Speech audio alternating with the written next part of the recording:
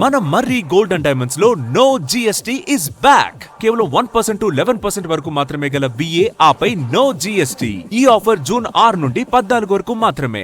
దేశంలో అత్యంత ప్రతిష్టాత్మకమైన రహదారి ప్రాజెక్టుల్లో ఒకటైన జమ్మూ కాశ్మీర్లోని జోజిలా టన్నెల్ పనులు తుది దశకు చేరుకున్నాయి. పశ్చిమ హిమాలయ పర్వతాల్లో 13.153 కిలోమీటర్ల మేర నిర్మిస్తున్న ఈ టన్నెల్ తవ్వకం నేటితో పూర్తి కానుంది. సముద్ర మట్టానికి 11,578 అడుగుల ఎత్తులో నిర్మితమవుతున్న ఈ సొరంగం ప్రపంచంలోనే అత్యంత పొడవైన సింగిల్ ట్యూబ్ ద్విముఖ రహదారి టన్నెల్గా రికార్డు సృష్టించనుంది.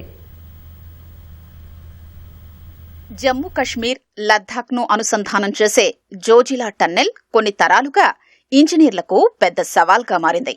శ్రీనగర్, కార్గిల్, లేహ్ జాతీయ రహదారిపై ఉన్న ఈ ప్రాంతం భారీ హిమపాతం, వర్షాలు, కొండచర్యలు విరిగిపడ్డం వంటి కారణాలతో తరచూ మూతపడుతోంది. వాహన రాకపోకలు, సరకు రవాణాకు అనేక అవాంతరాలు ఏర్పడుతూ వస్తున్నాయి. జోజిలా టన్నెల్ పూర్తయితే ఈ సమస్యలకు తెరపడనుంది. జమ్మూ కశ్మీర్ సోన్మార్గ్లోని బాల్తాల్ నుంచి లద్దాఖ్లోని ద్రాస్ సెక్టార్ వరకు 13.153 కిలోమీటర్ల మేర ఈ టన్నెల్ నిర్మిస్తున్నారు. మొత్తం టన్నెల్ 13.153 కిలోమీటర్లు ఉండగా అప్రోచ్ రోడ్లు, వంతెనలు, ఇతర మౌలిక సదుపాయాలు కలిపి ఈ ప్రాజెక్టు మొత్తం దూరం 30.894 కిలోమీటర్లు. ఇందులో 2 నిల్గ్రార్ టన్నెళ్లున్నాయి. మొదటిది 457.35 మీటర్లు కాగా రెండోది 1953.63 మీటర్లు.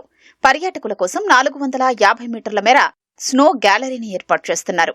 460 మీటర్ల మేర 3 వంతెనలు కూడా ఈ ప్రాజెక్టులో భాగంగా ఉన్నాయి.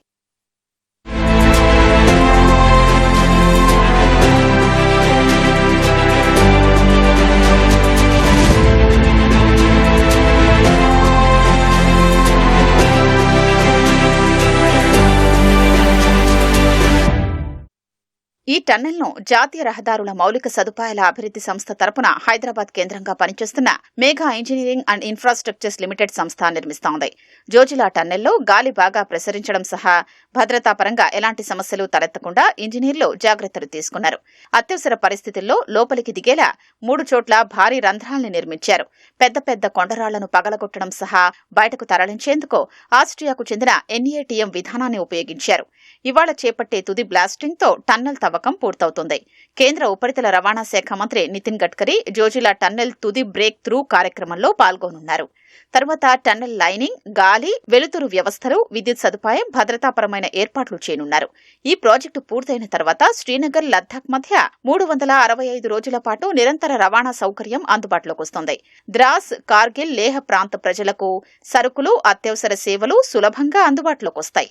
వ్యూహాత్మకంగా కీలకమైన సరిహద్దు ప్రాంతాల్లో సైనిక రవాణా, లాజిస్టిక్స్ సామర్థ్యం మరింత బలోపేతమవుతుంది. జోజిలా టన్నెల్ ప్రాంతీయ ఆర్థికాభివృద్ధి, పర్యాటక రంగ ప్రోత్సాహం, వాణిజ్య కార్యకలాపాల విస్తరణకు దోహదపడడం సహా దేశ భద్రతా పరంగా కూడా అత్యంత కీలకమైన మౌలిక సదుపాయంగా జోజిలా టన్నెల్ నిలుస్తోంది.